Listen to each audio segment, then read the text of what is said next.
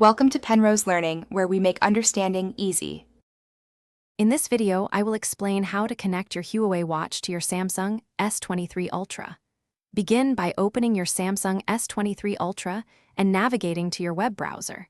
You will need to download the Huawei Health app directly from Huawei's official website, as it may not be available on the Play Store.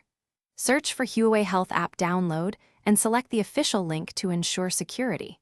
Once downloaded, install the app, granting necessary permissions when prompted.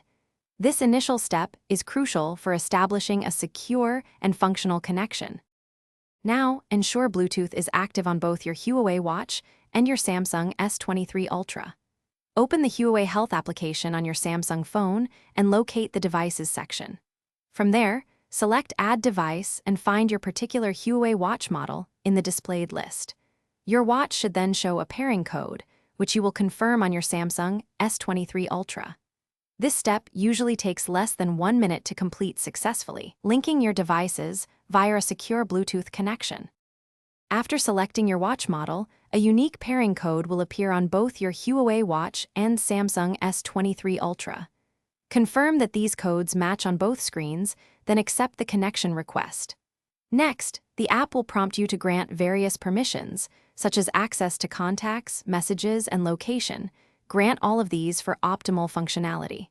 Finally, customize your notification settings and health monitoring preferences directly within the Huawei Health app, completing the initial setup process for your newly connected devices. If you encounter any connection issues, start by restarting both your Huawei watch and your Samsung S23 Ultra. Often, a simple reboot resolves temporary glitches and re-establishes the link.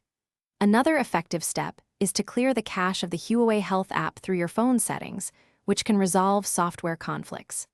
Additionally, navigate to your phone's battery optimization settings and ensure the Huawei Health app is exempt, allowing it to run continuously in the background without being shut down by the system, ensuring stable communication.